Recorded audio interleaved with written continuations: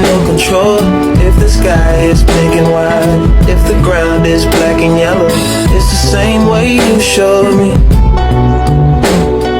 Nod my head, don't close my eyes, halfway on a slow move. It's the same way you showed me. If you could fly.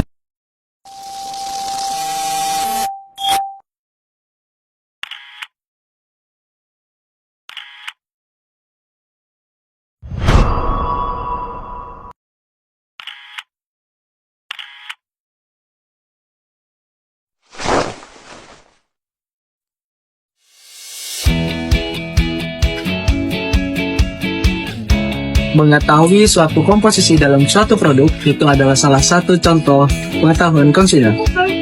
Pengetahuan konsumen adalah semua informasi yang dimiliki oleh konsumen mengenai berbagai macam produk dan jasa, serta pengetahuan lainnya yang berkaitan dengan produk dan jasa tersebut, dan informasi yang berhubungan dengan fungsinya sebagai konsumen.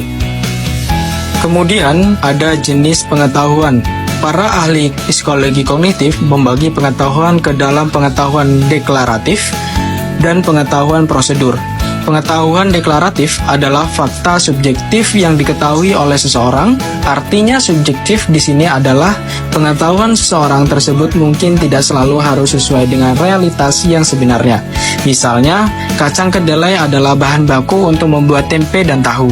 Pengetahuan prosedur adalah pengetahuan yang mengenai bagaimana fakta-fakta tersebut digunakan. Misalnya, pengetahuan bagaimana cara membuat kacang kedelai menjadi tempe atau tahu, ini merupakan pembagian pengetahuan secara umum. Pengetahuan produk adalah kumpulan informasi mengenai tentang produk, seperti merek, bahan, harga, dan terminologi produk. Peter dan Olson 2010 mengemukakan bahwa setiap konsumen memiliki pengetahuan tentang produk yang berbeda-beda, misalkan dari harga, kualitas, serta bentuk produk atau model produk yang digunakan. Kelas produk adalah tingkatan pengetahuan produk yang paling luas, yang meliputi beberapa bentuk, merek, atau model. Supermarket menempatkan produk di rak-rak berdasarkan kepada kelas produk, misalnya produk serealia, biskuit, minuman ringan, jus, coklat, dan permen. Departemen store mungkin membagi kelas produk yang dijualnya berdasarkan produk makanan, minuman, produk pakaian, produk sanitari alat tulis, produk peralatan dapur, furnitur, dan lain-lain. Peter dan Olson juga membagi 3 jenis pengetahuan produk, yaitu tentang karakteristik atau atribut produk, pengetahuan tentang manfaat produk, dan pengetahuan tentang kepuasan yang diberikan produk bagi konsumen.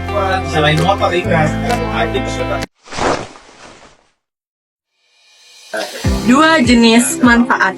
Konsumen akan merasakan dua jenis manfaat tersebut ketika sudah mengkonsumsi produk tersebut, yaitu satu ada manfaat fungsional atau fungsional consequence dan manfaat psikososial atau psikososial consequence.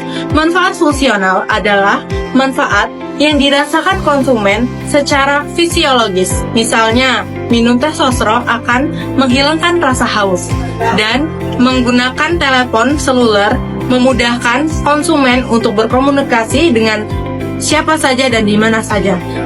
Lalu ada manfaat psikososial, adalah aspek psikologis, perasaan, emosi, mood, dan aspek sosial, persepsi konsumen terhadap bagaimana pandangan orang lain terhadap dirinya. Misalnya, dia memilih sedan BMW seri 7 sebagai kendaraan sehari-hari karena orang-orang akan menilai bahwa kendaraan tersebut pasti sebuah simbol kesuksesan. Lalu ada manfaat positif dan manfaat negatif. Manfaat positif merupakan gambaran dari perilaku konsumen, seperti contohnya, pecandu alkohol akan mendapatkan manfaat negatif karena buruk bagi kesehatannya. Begitu pula sebaliknya, orang yang suka berolahraga akan mendapatkan manfaat positif, yaitu dengan kebugaran jasmani. Lalu ada segmentasi manfaat. Segmentasi manfaat perilaku konsumen adalah pengelompokan konsumen berdasarkan manfaat yang mereka cari. Manfaat suatu produk dapat dijadikan dasar untuk melakukan segmentasi pasar, disebut sebagai benefit segmentation. Konsumen dapat dibagi ke dalam kelompok berdasarkan manfaat produk yang diinginkannya. Jadi, pengetahuan pembelian atau satu arti jenis pengetahuan pembelian, yaitu pengetahuan produk meliputi berbagai informasi yang diproses oleh konsumen untuk memperoleh suatu produk. Ketika konsumen ingin memutuskan atau membeli suatu produk, maka dia akan memilih tempat di mana ia akan memilih produk tersebut. Nah, konsumen di situ akan memahami, dia tahu di mana letak produk tersebut di suatu toko tersebut. Toko tersebut lokasinya ada di mana dan juga mengetahui barang itu terletak di mana. Sekian,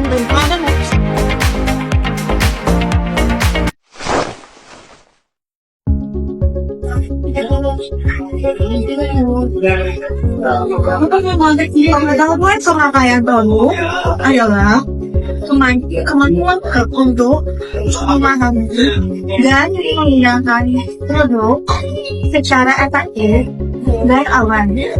Adapun aspek penggunaan pemakaian produk di antaranya kita harus memilih produk yang dibutuhkan untuk jangka panjang, dan kita memilih produk yang akan kita gunakan dalam waktu jangka panjang. Yang selanjutnya yaitu kita memilih merek atau keinginan kita yang udah lama kita inginkan. Selanjutnya pemakaian produk untuk kebutuhan kita seperti LCD, kita lebih memilih dengan ukuran atau kapasitas kebutuhan yang kita inginkan atau merek yang kita sukai.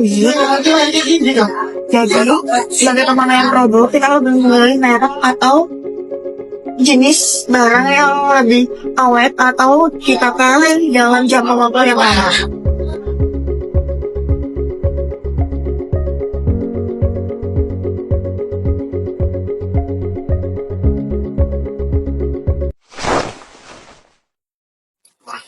Jadi, dari semua penjelasan tersebut, bahwa semua informasi yang dimiliki oleh konsumen mengenai berbagai macam produk dan jasa, serta pengetahuan lainnya yang terkait dengan produk dan jasa tersebut, dan informasi yang dimiliki yang berhubungan dengan fungsinya sebagai konsumen.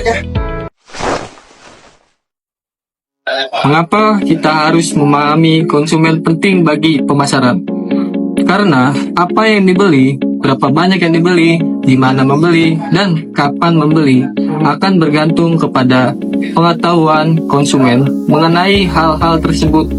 Pengetahuan konsumen akan mempengaruhi keputusan tersebut.